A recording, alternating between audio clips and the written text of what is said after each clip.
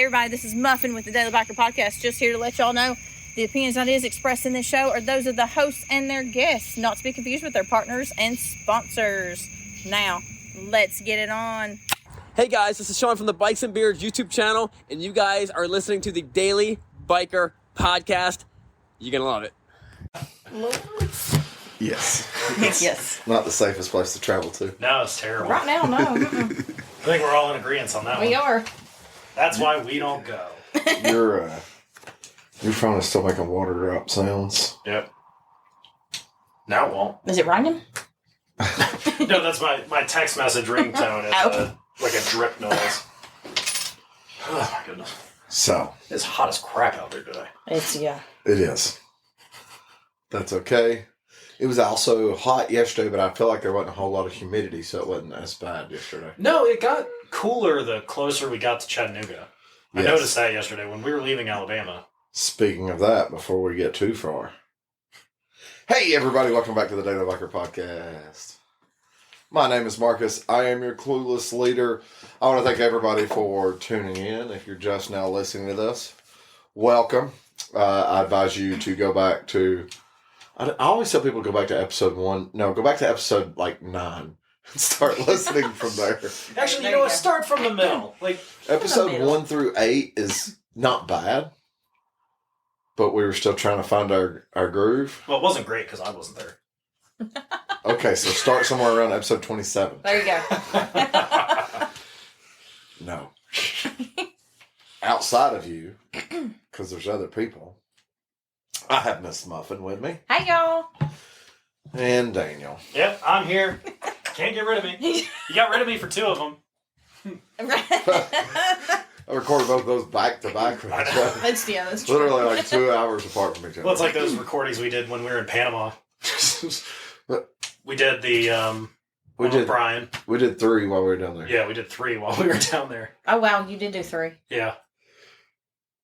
I didn't realize it. I thought it was 2. Yeah, no, because we had the one when we got down there, we recorded with Brian, and then when we recorded with Jeremy.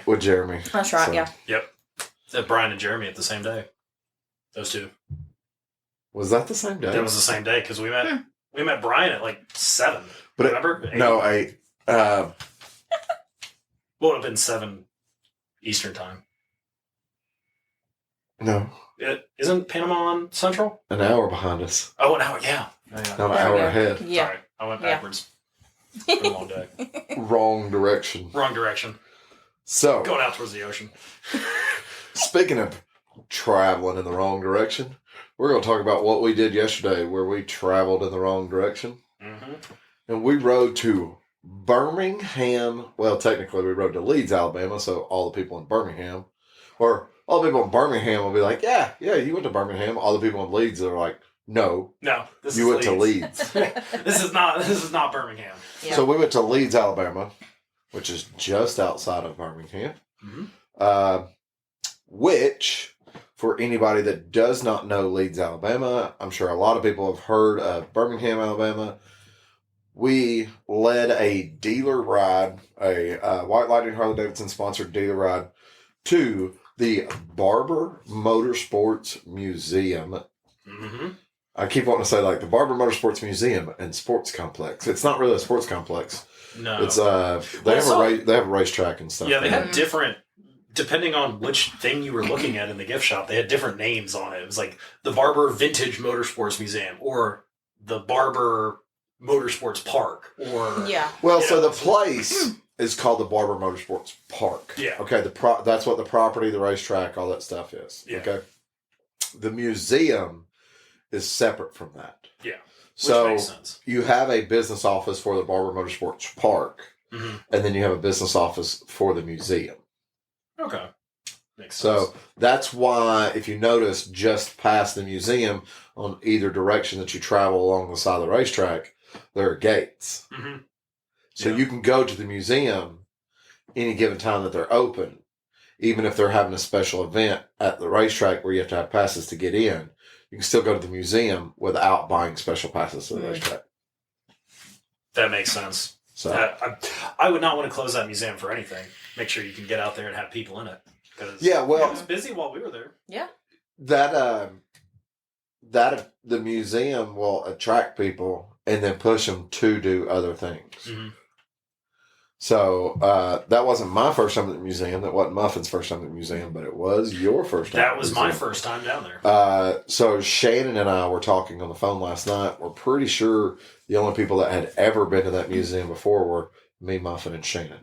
Yeah. I think everybody else, that was their first time going to the museum. I want to say you're correct. So, yeah. And you could definitely tell when we walked in to grab our tickets and I turn around and all of y'all have stopped just at the entrance to see the first wall of we motorcycles. automatically walked That's up like not even in the museum Yeah, yet. no. And you're all like, oh, look at this. That was my reaction when I first walked in, too. Yeah. The first time. I mean, honestly, to truly appreciate it would take 3 or 4 real visits. And you could spend an entire day on just one floor walking around. I think truly if you had the time and could do it, I don't know how it gets set up, but like how that group was getting a private guided tour, Mm-hmm. Yeah. that would be the best way to do it. Yeah. Yeah. Oh, absolutely. I think that would have been great. As long as there's some way to get lunch there. Yeah. I know near the end there, we were all, I was getting we were all hungry. yeah, I hungry, think yeah. we were all So I was going to hungry. get something out of the snack machine, but the 2 snack machines are cash only. All the drink machines had a way to swipe your card. I was like, and I had $1 in my pocket. I was like, Yeah, I guess that's not I'm gonna not buy getting you. anything to snack on. Inflation's a bitch. Well, they used to So- have a cafeteria there. They did. Well, Or kind of, I wouldn't call it a cafeteria. I'd call it more like a concession stand, yeah. which they had hot dogs, popcorn, stuff like that. I think you might have been able to get a burger there, maybe a slice of pizza or Maybe something like some that. nachos, something See, like that that, would have yeah. been fine. Could have So, done that too. well, Yeah. and you can see where that concession stand is because it's still there. They just had the door down on the concession stand. Yeah. I was wondering about that because I saw the tables down there and I was like, Yeah. oh, okay. And Well, the concession also had ice cream. oh, well, Yeah. that would have been. That would have been great. I know at first it's kind of like, oh, cool, ice cream. And then as you start to wonder about it, people go, why ice cream? Because anybody that's listening to this that's down around the Birmingham area already knows the name Barber because as we're so used to Mayfield, they have Barber. Oh, that's right, yeah. So Barber, I don't want to say exactly what it is or isn't that they do, but like you can go to the gas station, we get the Board On or the Mayfield chocolate milk, and they get Barber. Yeah. Mm-hmm. So, yeah, Because I have heard that before.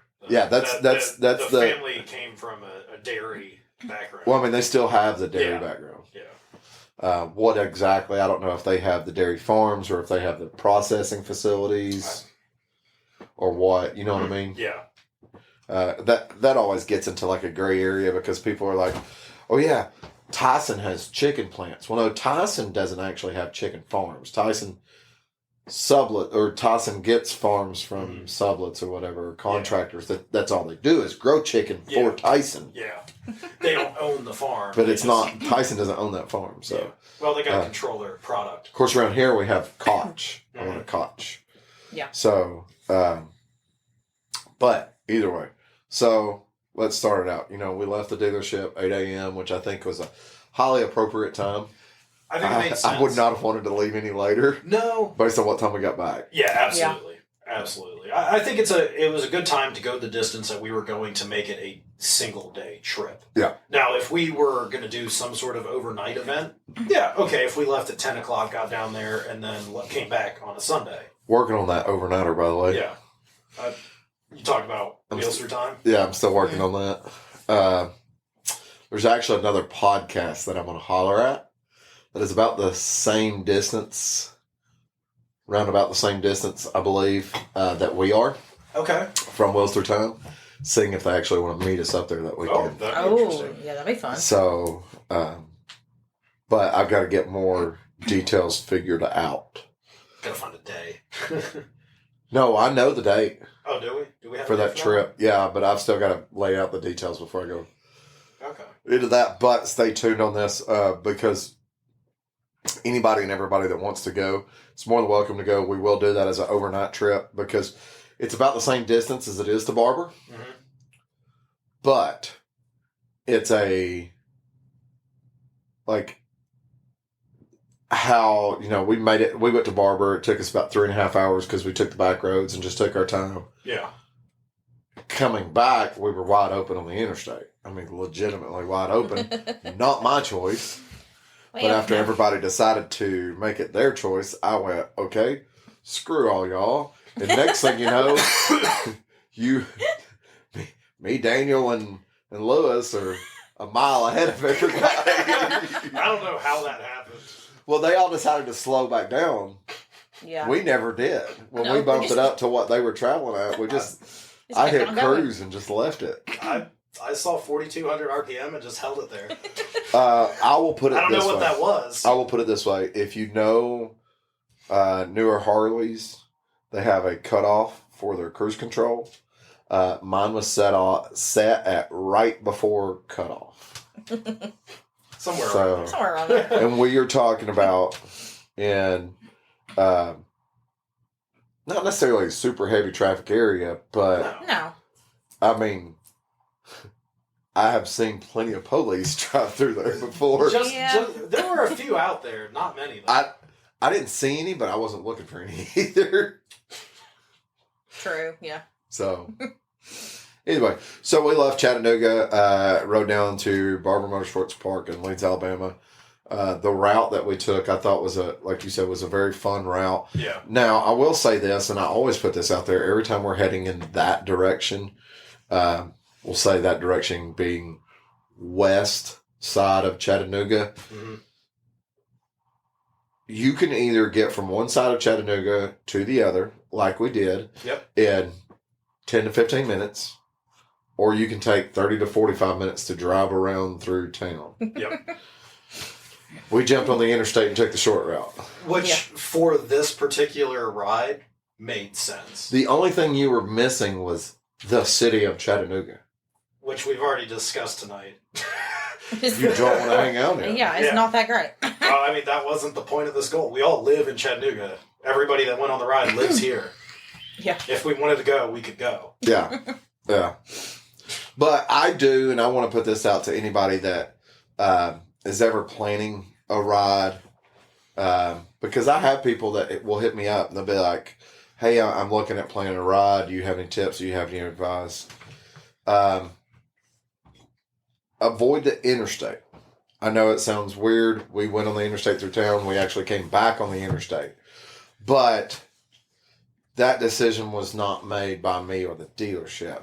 Yeah. The ride there, I asked before we left the dealership, do y'all want to go through town, or do y'all just want to jump on the interstate just to get to the other side of town where we started our actual route that I had laid out? Yeah.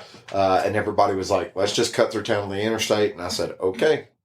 Now, coming back, pretty much everybody but two people, and those two people were Daniel and Stephanie. Everybody else looked at me and goes, hey, we're just going to jump on the interstate and head back. We'll see y'all later. So Daniel and Stephanie were just kind of like, we just jump on the interstate too. And I was like, okay. That's fine. So it didn't matter. Yeah. Either way, it was fine. I mean, honestly, it really wasn't going to be too much longer going either direction. Yeah. I mean, maybe the way that we rode back, yes. We could not have done that on 11. No. No. Well, not through that one town that had the speed bumps in the road. Oh, yeah, no. Every 50 feet. Yeah. Yeah. Well, or the town that was having a fair. What? Yeah, was that a Some fair? sort of- It was like Yeah. it was like a market or something. Yeah. I think it was Some like sort of a market, Like yeah. a farmer's market fair type deal. Yeah. Yeah, that's what I thought. And I didn't know anything was going on, because when you get to the traffic light, it's like, oh, there's nothing going on. As soon as you get past that traffic light, it's like, what in the world? Did we just enter a different town? Yeah. Right? Yeah. Yeah, it was literally dead. Yeah. Through the traffic light, hundreds of people. Oh, yeah. Yeah. People crossing the street in random areas, cars backing out. It was It was a cluster. Yeah, it definitely was. And that's when we had to try to catch up to you guys too. We finally caught you at that 1-4-way. Is that where y'all got backed up at? That's yeah. Okay. yeah. Well, we got Stephanie. And learned that was something. that town was Collinsville, Alabama. Stephanie learned something about her motorcycle. She has a kill switch that when she puts her helmet on her mirror, turns it off. Oh. She was sitting there at the gas station trying to turn her bike on. She's like, it's not starting. So, yeah. She did that too when Steve had to fill up in Chattanooga. Okay. Oh. I didn't even pull my helmet off then. I didn't either. Oh, I was just, me and Heather were both just yelling, "Come on, sippy cup." Yeah. Well, that was a ploy from Craig to get a full tank of gas. I think it was also a ploy from Craig to sell a motorcycle, which he very well might have. Yeah. So, but either way. Yeah, so, it was a good trip. We took Highway 11 out of Chattanooga. So, I don't want to say Highway 11 goes through Tiftonia. No, Highway 11 goes through the middle of Chattanooga. My dealership is on Highway 11. Yeah, technically it is. Yeah. Yeah. But if you're going to, like I said, if you're going to stay Highway 11 and go all the way through town, you're talking 30 to 45 minutes depending on traffic. Mm-hmm. And depending on traffic, honestly, I've seen it take an hour. Yeah. But that's just traffic around Chattanooga. We took about 10 minutes to get to the other side of town, where we went around the base of Lookout Mountain, not on the interstate, on the highway, on Highway 11. Cummings Highway. No, that's not Cummings right there. Yeah, it is. No, it's Cummings after you cross 24 in Tiftonia. On that side, it is actually Cummings Highway. Are you sure? Yep. I've never heard it called Cummings Highway. It is. I've heard it called like Scenic Highway or something like that, or Scenic Parkway. All the addresses on that section are Cummings Highway. Yeah. Well, that's we've done a few properties out there that are... Well, then one is like Scenic Parkway, because the Ox Highway is the one that goes up the mountain on the side. Yeah, but it changes midway through. It's one of those that change midway through, from what I understand. That's just stupid. Yeah. It's confusing. Amen. What, you and your neighbor... Right, what address is the only address on the side of the mountain right there is for the sleazy hotel that you can rent rooms by the hour. That's on Cummings Highway. I know, it's a joke. It's a joke. Yeah, I know, Cummings Highway. Anyways, moving on. So I picked up Highway 11 and went down through Tiftonia, Tennessee, Trenton, Georgia. It goes... I'm not going to name every single town. Yeah. But it goes like, you have Trenton, Rising, Fallen, then you cross the state line. Yeah. And of course you have a little town, Valley Head, Fort Payne, which is where the band Alabama is from. Woohoo! They were really creative. But then it literally you kind of zigzag, and 11 goes right through the middle of Fort Payne. It does, doesn't like, it? not detouring around Fort Payne. It goes through the middle of Fort Payne. But I just want to point out, right before we crossed the interstate, did you notice them houses in Fort Payne? That's what I was looking at. I was talking to Stephanie on the intercom there, and I was like, "You see those white columns? That's what I want there." Yeah, I was talking to Heather. I was like, "These are some really nice houses." Yeah, I was like, "That's what I want right there." Yeah. There's a little bit of money here. It's where everybody that is in the band or with the band, that's where they all live, I bet. It's all family members. So, but through Fort Payne, which when we were in Fort Payne, I looked at Lewis and I was like, I'm going to stop at the first gas station on the south side of town. I didn't realize that first gas station on the south side of town was 30 miles south of Fort Payne. Yeah. Close. And that was Collinsville. And that was... Yes, Collinsville. Yeah. Yeah. I keep it. It was like the way it's written. It looks weird. Yeah, it does. But But yeah. So on down, on Dasher, on Dancer, on Donner and Blue. Okay. Everything past that was a blur until we got stopped by the train. Yeah. So right. That's true, yeah. So we went down. We went south of Gadsden. And we were literally like in the middle of nowhere. I'm sure these towns had little tiny names, like Town A, Town B. Alabama 1. Yeah. But Alabama we picked 2. up, we came to, what about that intersection there at 231? Like Is 11, that like really sharp?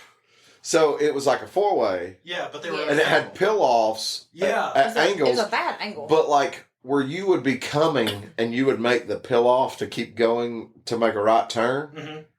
You could also go the opposite direction down that peel off, and I didn't know that until we passed it. Did you see that? No, it was a two-way. Oh, was it? I was like, that is weird and unsafe. I did not notice that. I just we don't have that around here.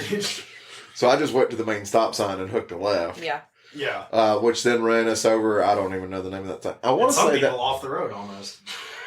Do I? I'll tell you later. Somebody almost ran off the road. I mean, it's all our. There was it was those two guys, wasn't it? Okay. Oh. I was gonna say everybody on the ride we know, Except for those two guys. Yes. So migrated through that little town over to It was actually a nice little town. To 411, which I fully expected because the 411 that we're used to is like 5 lanes. It's like 4 lanes with a turning lane, and that's what I was expecting to get on. No, that's not what we were on. I got on it and I was like, "This is worse than Highway 11." But I did freak out when we passed Milo's. I was like, "There's Milo's! There's Milo's!" Yeah, he did freak out a little bit. Did he? Yeah. No, So- were you guys on comms the entire time? Yeah. Yes. But yeah, we go through town and got caught at the traffic light. So I'm assuming that town, or not the traffic light, the train. I'm assuming that town was Leeds. I believe Because so. as soon as we come over the train tracks, we take a right. We didn't go a half a mile, and I see a sign for like the Leeds shopping complex or something like that. Yeah. So I'm assuming we were in right there Leeds at at that time. Just down a little ways down. Yeah. The train was nice though, because the whole time I kept looking at the thing going, okay, we got this far to go. We got this far to go. We got this far to go. And I was like, I just need to stand up and stretch my legs for a minute. Yeah. That was But I I didn't want to make the whole group stop, because you never know with a group like that. Yeah. You plan on stopping for 30 seconds and you're there for 10 minutes. True. Like when we stopped for gas on the way back, I didn't plan on being at the gas station for like 30, 45 minutes. No, that was a little extra. Yeah. But like the train was nice because it allowed us to be able to stop, stretch our legs. I think everybody pretty much got off the bikes. Yeah, everybody shut the bikes off and got off. So, but then we got to the museum. So here's what I want to know. Okay. You have never been before. That is correct. Which, by the way, I freaked out because they built a Buc-ee's across the street. Yeah. So did apparently everybody else who lives in Birmingham. Yeah. So, Buc-ee's is a big deal, bro. Yeah, I could tell. There was more traffic going into Buc-ee's than there was the entire ride down or back. I'm pretty sure the population of Buc-ee's or population The population of Buc-ee's was bigger than Birmingham. Facts. That's probably facts. I bet the people in Birmingham are like, we have a Buc-ee's, and the people in Leeds are like, no, we have a Buc-ee's. Probably. Yeah. But I bet you when they advertise it, they say Birmingham. I'm sure they do. Yeah, well, it's Atlanta Motor Speedway. Yeah. In Conyers, Georgia. Yeah. So, anyways, when we first pull in, you know, we're coming through the swoops, and what were your thoughts? Well, I mean, I've read about the museum, so I was familiar with it. I just never had been before. I was just looking forward to it, and so we actually went on an interesting weekend because this was the Small Bore Festival weekend. Mm-hmm. Well, Small Bore Festival plus open track day for cars. Correct. Oh, yes, that's right. So there was a lot going on. There was a lot of events going on. So we come in there and we're inundated by Groms and Honda Monkeys. Yes. Trail 125. Hey, what is considered small bore, real quick? I think it's under 150 cc's. Okay. That's what I thought. I want to say that's what it was. I was about to say, the KTM. No, too big. That's too big. But to us, that's small bore.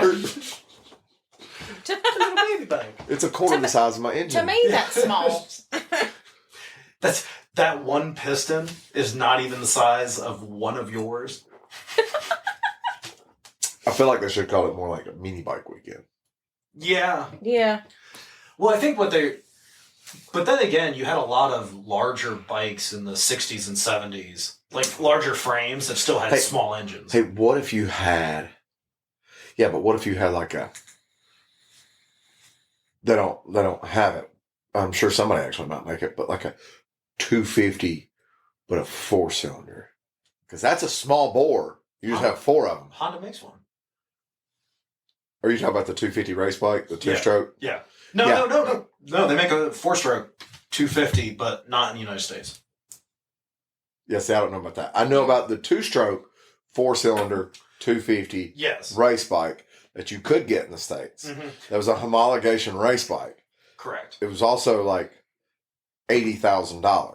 No, Lord. they do make a 4-cylinder 250, if I recall correctly. Yeah, but nobody listens to this outside the U.S. No, but it's got like a 18,000 RPM.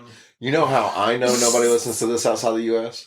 Because we've spoke directly to people outside of the U.S. on this podcast. They don't respond to us. And they don't respond. So nobody outside the U.S. is listening to this podcast. You have downloads though from outside the U.S. Nope. But nobody responds. I don't know. Yeah. They must be people in the U.S. using... The guy...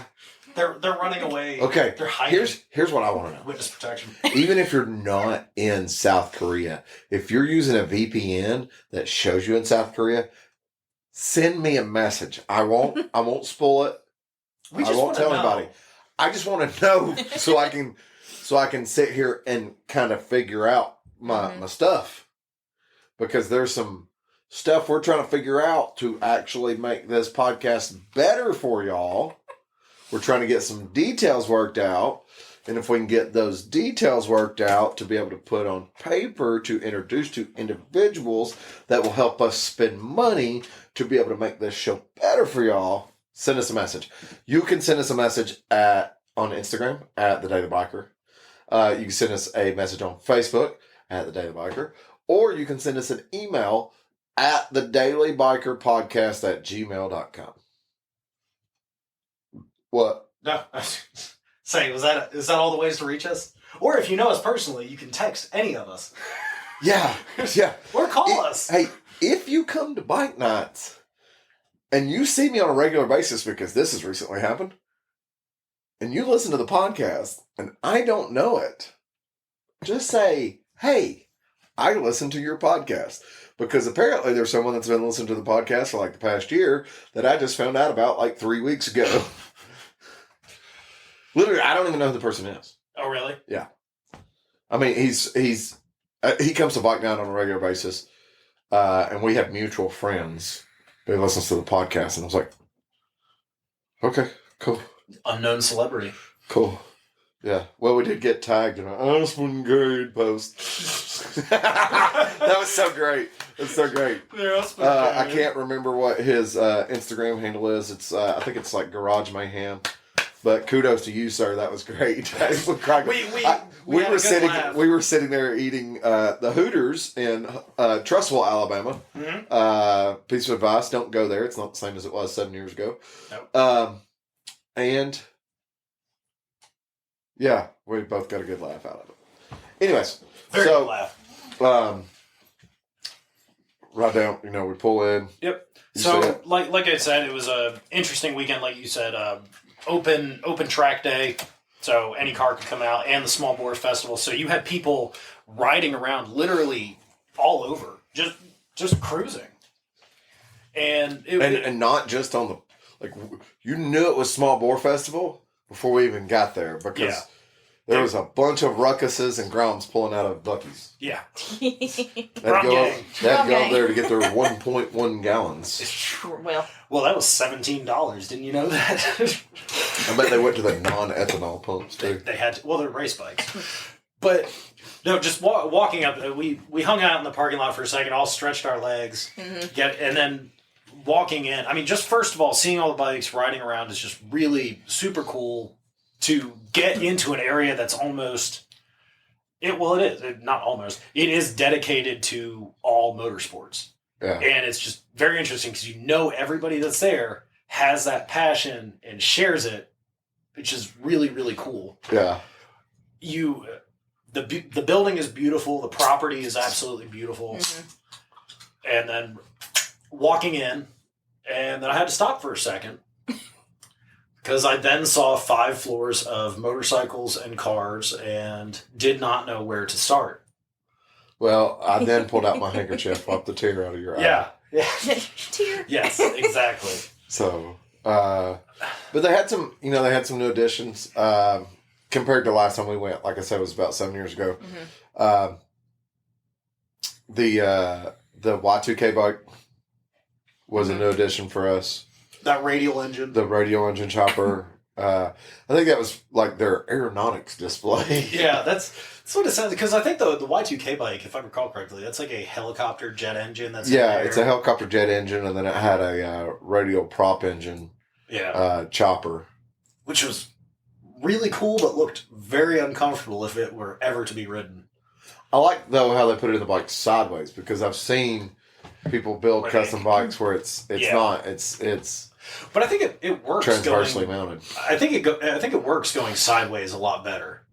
So just because it kind of fits with that chopper aesthetic. Yeah, and what we mean by sideways is it's mounted in lengthwise. Lengthwise with the bike. Whereas some of them, it's been transversely mounted at the front, and basically it prop shafts out to a gearbox that then in turn goes back to the rear axle. One speed. One speed.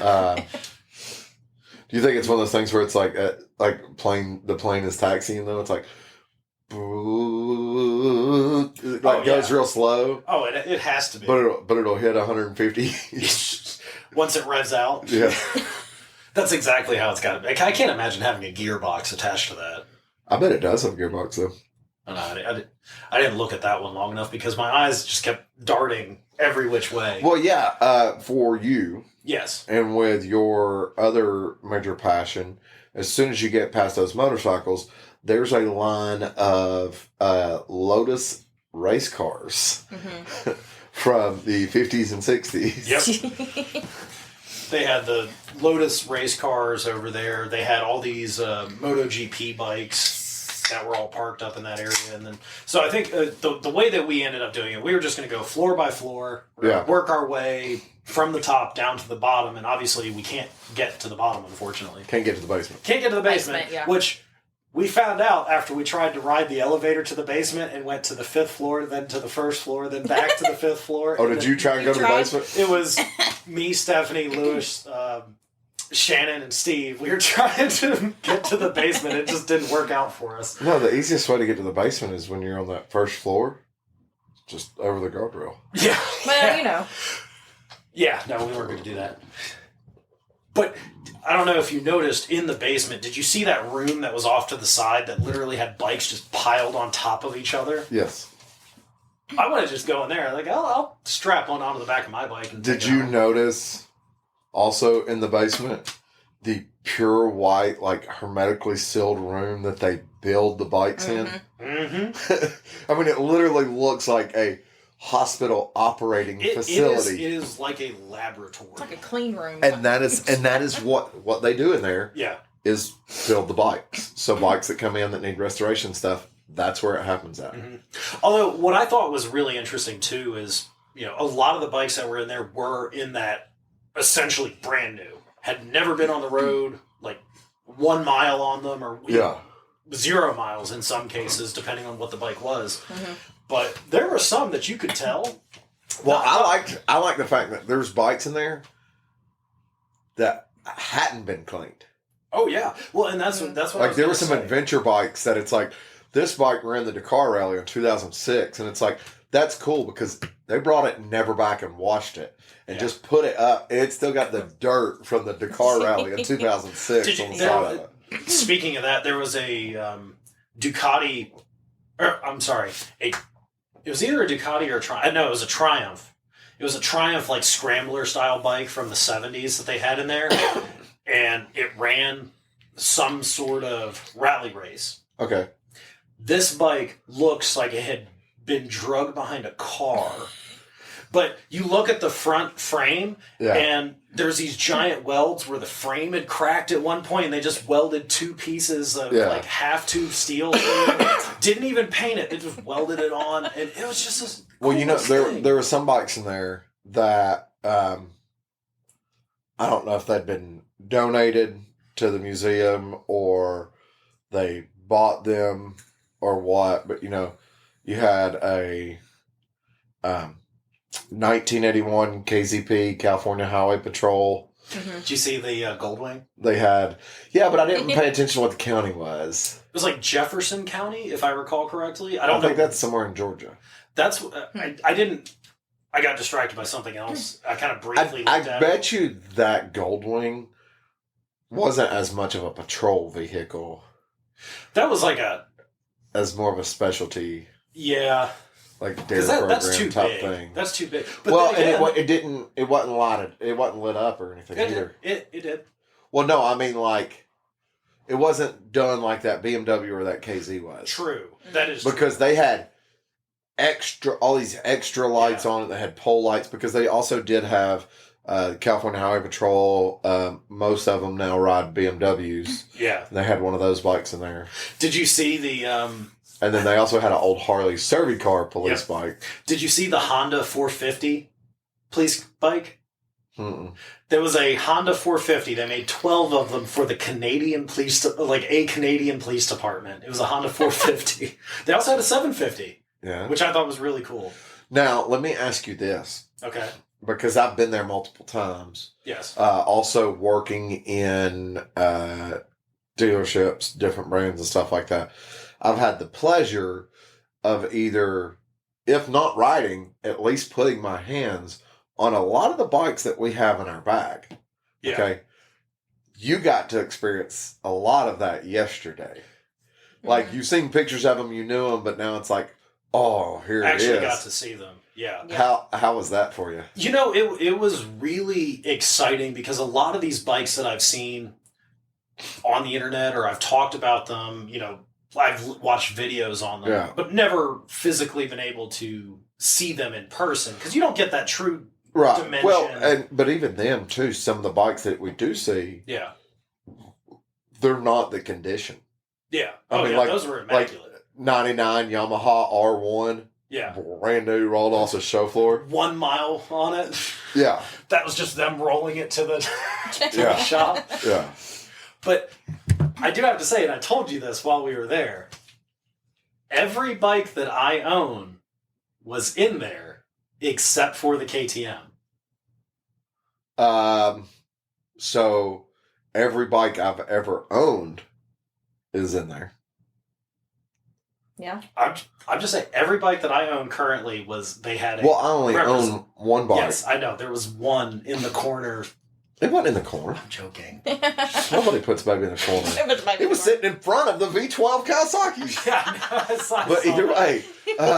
Actually, let's talk about those. Hang on. There was a black street line there. And it was yours. Yeah, it was a 2017 M8 in black. Yeah. I just glossed over it. Sorry, I've seen so many. It was of them literally like the same year and color. That's exactly what my motorcycle looked like brand new. Did it have stickers on it? I could go and sticker bomb it. Actually. Just replace the side panel really quick. Right. So, it had one day my bike would be in that museum because they'd be like, this bike was featured on the Daily Biker podcast. They had a Softail Deluxe in there. I did see that. They had an RC51. Yep. Mm-hmm. They had a Honda Hornet. Did you see the guy in the RC51 riding through the parking lot? Yes, because I went, hey, there's RC. As they were getting ready to leave. They had a Honda Hornet. Yeah. Now, they used to have a 599, same color as mine. They had a yellow 599. That sat below a 919. Yeah. No, the yellow one said 599 on it. Oh, was it a 599? Mm-hmm. So then the black one, the asphalt one that they used to have must have been the 919. Yeah, because the yellow one. So either way, mine was an asphalt 599. Yes. Yeah. We talked about that. And represented, but not the same. They also had a Katana. Mm-hmm. Mm-hmm. So yeah, I just think it's really cool. There are bikes that come and go. They used to. I didn't see it, and it doesn't mean it wasn't there. But they used to have almost the same vintage. I think it was like a 2004, 2005 Katana 750 black and silver. Yeah, which I didn't see anywhere. See it, but they did have so in the mid 90s they had they were still doing the Katana 1100, and they were doing more of a touring version of it. Yeah, and they had one of those in there. Mm-hmm. But it's just amazing to walk through there. If I hadn't have pointed out your ZRX, I don't know if you would have found it. No, I probably wouldn't have found it because it was behind It was privates. hidden in a corner in a private section. See, You couldn't even get to. That's how good the bike is. It was out there for a private event. Really? Because wasn't that a Monster 696 sitting next to it or something? Mm-mm. The red one? No, they had the ZRX was against the glass. Mm-hmm. There was a From where I was at, there was a red bike to the left. Yeah, I couldn't tell what it was, though. I'm trying to remember that one. It looked like a NECA red bike. There was a Honda V65. Magna? No, not well. I want to.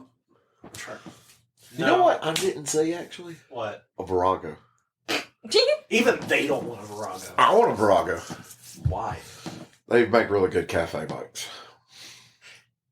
Don't buy one. Because I'm not playing with those carburetors for you. There's only 2. You don't understand the cable work that goes into those Virago carbs. Okay, cool. I don't have to have you work on it. Nobody's going to work on it. I bet you I got somebody that work on it. Oh. So they have a carb, like V-twin, obviously. They have one carb in the middle, and then they have a carb on the back of the engine. Okay. And the cables like go down and around, and getting those in and out is a nightmare. Getting them synced is a nightmare. Cool. And I would rather set one on fire. I don't think you know how much custom work you can do to motorcycles. Oh, I am very well aware. I bet you I've got a guy that can rebuild everything and run it off of one carb.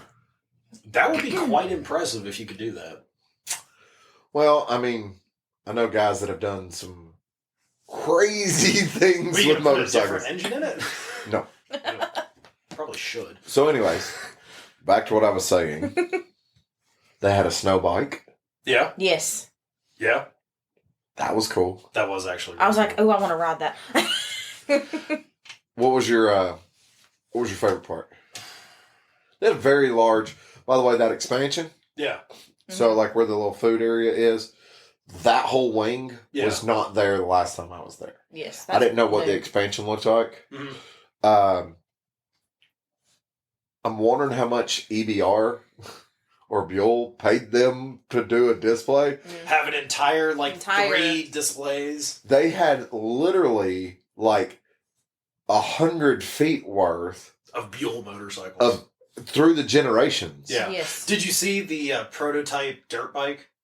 Yeah. Mm-hmm. That was really cool. So but that was a proprietary engine too. Like I'm sitting there walking through it, and I'm like, okay, either that was in Buell's entire lineup. Those are all the motorcycles they sold. Right. Either Buell was like, we want to do this at your place. Yeah. We'll give you the bikes and pay for everything to be done. Or they just really like Buell. No, they just bought all the remaining stock after they shut down. Well, you got to remember, they're racers. Yeah. And, if you look at the bikes that they did have there, they didn't have any of the small CC Buell motorcycles. They did have a Blast. Did they have a Blast? Yeah. I didn't see that one then. But that doesn't matter because Buell's... Because I found the only reason Buell made a road bike was because if you're building a bike for racing, they say you have to have a road version of it. That's the only reason they even existed. I gotta say, some of those bikes actually look pretty good, and I wish Harley Davidson would take a note out of that. I would actually like to have a little Blast, honestly. One of those sportier looking motorcycles. Well, I wanted... Like a Bronx. And I can't even remember what it's called, and I would still like to have one. It's the... what was it? Because I pointed out to you. Because you want what Carrie has, which is what? I don't remember which one it was. Is it a Lightning? It's a Lightning, I think. Well, where's your phone? Type in XB9S Lightning. Because it wasn't a Blast. Wasn't it like an 1125 or something like that? No. See, that's the thing. You got to know more about Buell than what you do right now. I don't know much about Buell because they died too quickly. The 1125 was the most recent iteration while they were still with Harley Davidson. Before they became an EBR. Okay. Is that what it is? XB9S Lightning? XB12S? They also made it a 12. Yeah, but it's a Carrie's Lightning. is a 9. Yeah. Okay, now what is the one that I'm wanting? Right there, that black one. No, oh, right there. Right there, where your finger is. Oh, it's a firebolt. That's what I want. Okay. The little half fairing Yeah. Yeah. I know. Okay, I know. in a which one you're 1200. Mm-hmm. I would love to have one of those. I like the. They look really good. I would ride the crap out of it. See, we need to get Harley to make some, just like that, I just go buy a firebolt. or just get Harley to make some. Use the RevMax engine. Why don't I just frame? Why don't I just spend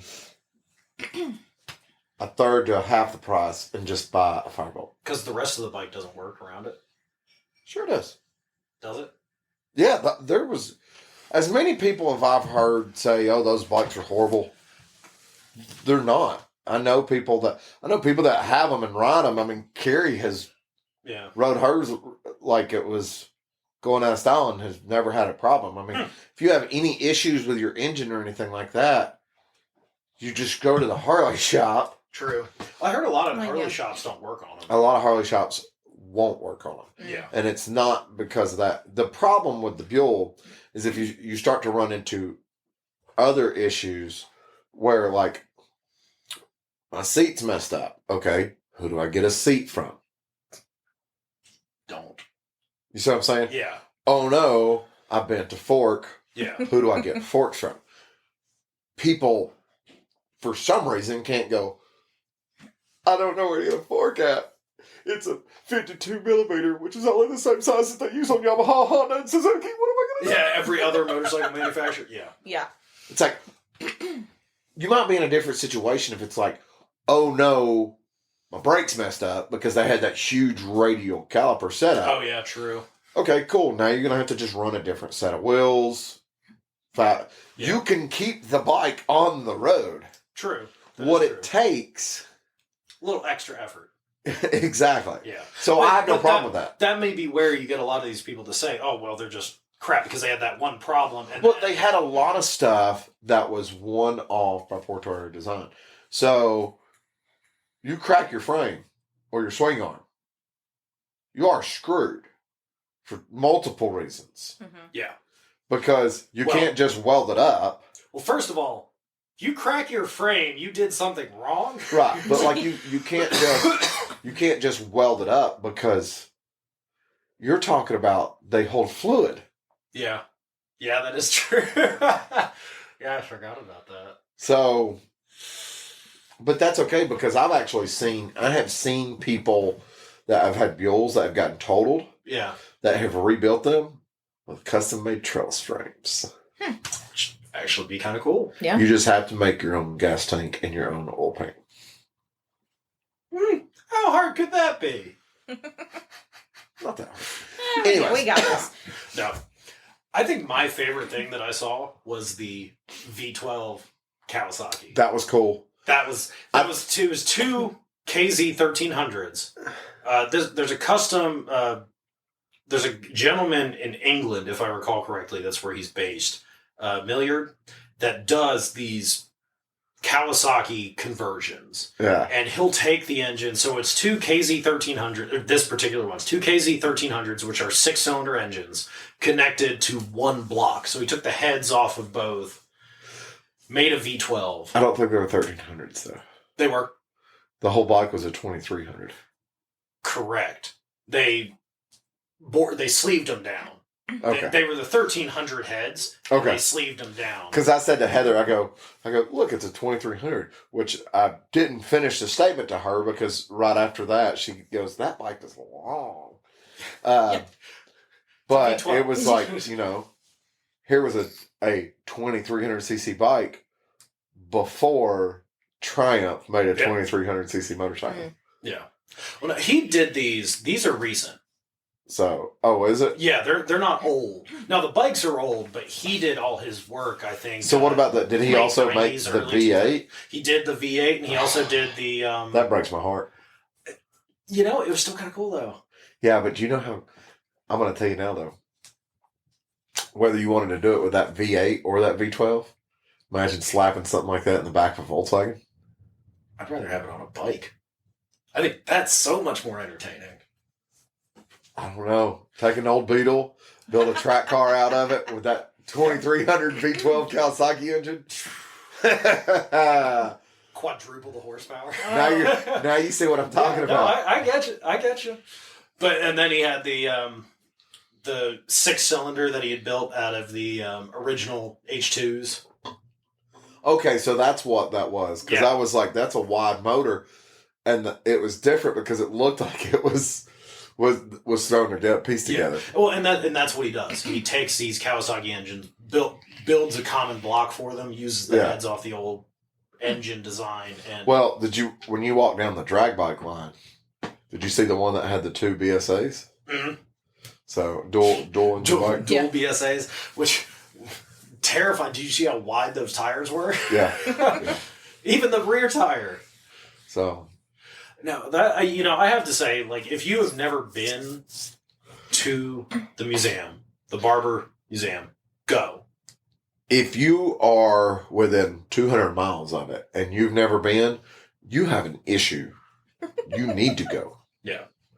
And Jeremy, when you listen to this, just remember we had a great time. I sent you a message, bro. Not my fault. Should have gone.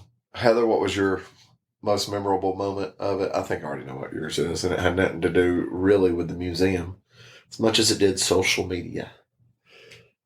Oh, yes, because I was wearing all my Lita stuff, and you took a photo. For the people that don't know, what are the Litas? It's a women's motorcycle collective. So it's just a group of women who love motorcycles. You don't have to have your license or anything. You just have to love motorcycles. So so I got my Marcus took my photo at the museum, and the Litas themselves shared my photo. So that was a big moment for me. Absolutely, that's fantastic, and that was on their national, their main page. Yes. You know what? It's one thing that we just don't see very often: women riders, women that want to be in the hobby. So I think that's fantastic. Yeah.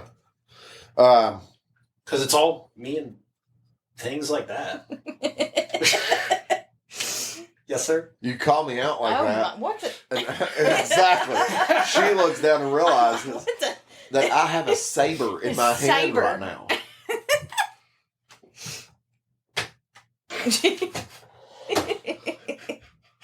If it doesn't jam, then okay. Oh, that one won't. Oh, that one won't. Yeah. Well. If you can keep it on target. All right, Heather. Chips. Well, no, that's the difference between ours and theirs. Yeah. Ours stayed on target. Ours jammed. Yep. Theirs didn't jam, but wouldn't stay on target.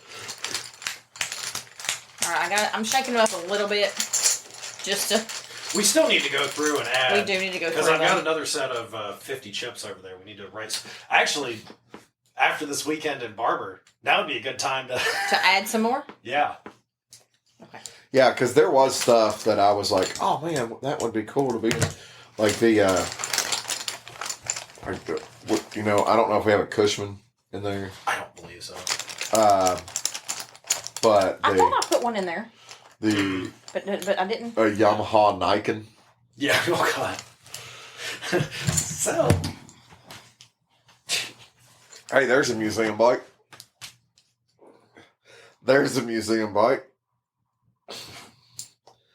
Actually, I didn't see that in the museum, but I did see it at the museum. All right. Heather. Yes, What are your 3 chips? Okay, so I have a VF4. That was at the museum. Mm-hmm. Oh, yeah. A Sportster F. A Sportster was at the museum, not a Sportster S. Yeah. And a Suzuki RE5. There was actually one of those there. That's the rotary powered Suzuki. Did you see that one? I did not. I did not. Oh, they're so cool. We have talked about it before on the podcast. Yeah. It's super weird. I don't think I even know what that looks like. I'll pull up a picture really quick for you. Imagine a first gen Katana. Yeah. With a RX-7 motor. Okay. That's an RE5. Okay, gotcha. Yeah, so it's a rotary powered Suzuki. Yeah. The rear. And it's what? Is it 81? 80? What year is it? 74 to 76. Oh, was it 70s? Yeah, it was 70s. Okay. So, So before the first guitar. See, I was thinking it was more like 81, 80, 81. no, it was a very short run motorcycle because rotary engines are not very efficient, and you're starting to get there into the fuel crisis of the 80s. And So the rotary emissions. engines are not efficient, said everybody that's put an LS and an RX-7. Yes. All right. I love an FD RX-7. I just think the smartest thing you can do to it is an engine swap. Mm-hmm. So, just like I love 944s, but I think the smartest thing you can ever do to one is an engine swap Unless it's turbo. and a wiring, Unless it's new turbo. wiring job. Yeah, well, that's a whole different problem. So- that needs to be done anyway. All All right. right, Heather. Shit. So, what you gonna customize today? Let's see. A part of me actually wants to customize the Sportster S because there's so much that I could do to that. Because I've seen what people could do to that. Okay. So I think I would want to customize that one. You can go extremely crazy because I've been seeing some stuff I've been here seeing some lately stuff. that people are doing. It's like, Yeah. that doesn't even look like a sports string. Yeah. Well, I think that's... Like, it doesn't look like a Sportster S anymore. No. Well, you know, it's been out long enough now. You have aftermarket companies that are starting to make things. Oh, no. I'm talking about where Like the custom, only thing custom? people are keeping Is the engine. is the frame, engine, and yeah. suspension. People are doing some crazy stuff with those. Yeah, like you saw some of the stuff with the Nightster on that video. Mm-hmm. Imagine a step beyond that, but with a Sportster S. Mm-hmm. I'll have to show you some stuff. It's Yeah. like, what in the crap? People are making their own full custom bodywork, Damn. and they're changing out the wheels and stuff so they can get different brake systems and everything put on there. Isn't the Nightster the same frame as the Sportster S? Mhm. Okay. Mhm. That's I thought that's what I thought, but I wasn't 100% sure. Okay. So, well, same. The front, Yeah. I know there's going to be little differences, but... well, the rear is not because Okay. the rear on a Sportster S is a monoshock. Okay. Mm. Okay. Anyways, But yes, I'll customize that. I'm just going to ride that VFR. what kind of VFR is it? It can be whatever you want it to be. Not the 1200. An 800? Yeah. Are you wanting like the most recent 800 or the one like that 0506? The one that I liked when... Like 0506? Yeah, that's the one that's my perfect one. I can see that. Yes. It's a good That's looking bike. It is a good looking It's got to bike. be in red, though. We had one that was black with red accents. Oh, See, I like Out the the yes, shop. I like that one. Okay. I can see Yeah. that, then. Like it had like red decal on an Yeah. all black bike Ooh. and red brake calipers, Mhm. and that was it. That look. It Okay. was- You know what? I nice. can Yeah. see that. Yeah. And then it had the carbon Yoshi Because exhaust. all the black ones I've seen have like the silver VFR. Yeah, this Yeah. was done. Yeah, This one. I like that. This was the general manager's demo. It's a special order. Yeah, it was for sale. Yeah. It was like an additional $6,000 with the custom parts he put on it. Goodness. You know. Well, he had full titanium exhaust, Yoshimura. Well, that titanium exhaust was the $6,000. Right? Yeah. Lord. And then had changed the decals out for red decals and Like a bunch of them. did red. But now you can probably find it. It's like $3,000 Red somewhere in calibers. Alabama. Dude, those VFRs are still I see them all the time on Facebook Marketplace between $3,000 and $5,000. really. Yeah. The ones I They see, just don't seem to have aged very well. the ones that I've price-wise. seen, I like them. I've seen I, are I like expensive. them too. Well, so here's the issue with them. About 65,000 miles, the VTEC module goes out on those things. Oh. yeah. And the VTEC module for those is like 3 times what it is for a car that needs a new VTEC module. Yeah. Yeah. Which makes sense. Makes sense. It's an expensive. But if you can get motorcycle, one but it cheap enough doesn't matter. and do the VTEC module yourself, Yeah. Yeah, so. because like replacing the VTEC module when she had her Honda, that was, I think, going to be like a couple $100. But I had a buddy that had one and his VTEC module went out on his somewhere around 73,000 miles on his VFR. And it was, I think he said it was like $1,200. That's actually not that bad. Yeah, but you got to get the bike price right. Yeah. So, All right. Daniel. The Judge Dredd motorcycle Was not in the museum. No, it It's wasn't. not in the museum. And it doesn't deserve to be there. Okay. Honda Hurricane.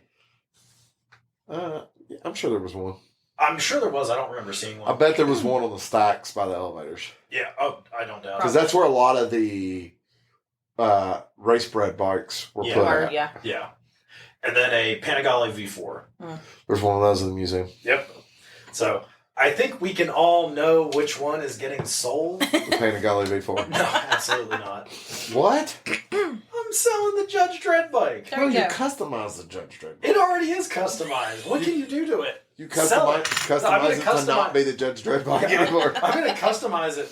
It's like a Honda NC 700. I'm going to customize it. I'm going to turn it into cash. Yeah, that's exactly. It's actually a Pacific Coast Highway. We just didn't. I mean, There's one of those there. yep. Like this is a tough one between the Hurricane and the Panigale. I'm honestly, because of what the Hurricane is and the classic nature of it, I'm just going to keep it stock. Yeah, buddy. Yeah, buddy. And the Panigale is going to get an exhaust, Race plastics. maybe some race plastics. It's already a race bike. I may throw a Yeah. tour pack on there and some saddlebags Oh my god. just to confuse everybody. I'm gonna. And you would confuse people. Yeah, you would confuse people because when we went outside at the museum and then we come back inside, like people didn't understand that they were doing a parade lap. So we come back inside and someone goes, "Did a Ford Escape just go around the racetrack?" It's like, yes, it did. Yes, it Yes, he set the best lap time that day. After I saw that Miata almost take out the sand. Oh my. So I have. Okay, we'll start with what we was in the museum. Ducote Monster. Saw two of those. Mm-hmm. That's why I showed Stephanie. I was like, that one looks familiar. An S-Rad. Yep, that was up by the front. Now, I don't know if this was in the museum. I didn't see one in the museum, but we saw one at the I museum. saw one outside. A Ural. Yeah. I did not see I didn't one see in one the in museum. there though. I didn't either. One of them pulled up right there as we were. Well, you would think He if was there they'd for the had Small one, War Festival. if they'd had one, he would have been. The bike would have been probably with the military vehicles because it's a military remake. Yeah. It's a civilian version. Yeah. Actually, I want to say Ural did exist in the. No, you're thinking of Yuri. That was the guy that worked at Motorpool. Anyways, so that's who the bike is named after. It's his grandkids that founded the company. Stop. So,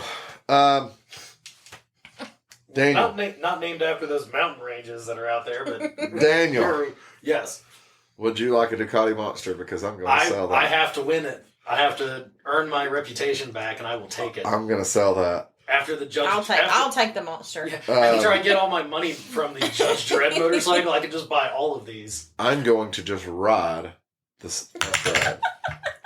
Good call.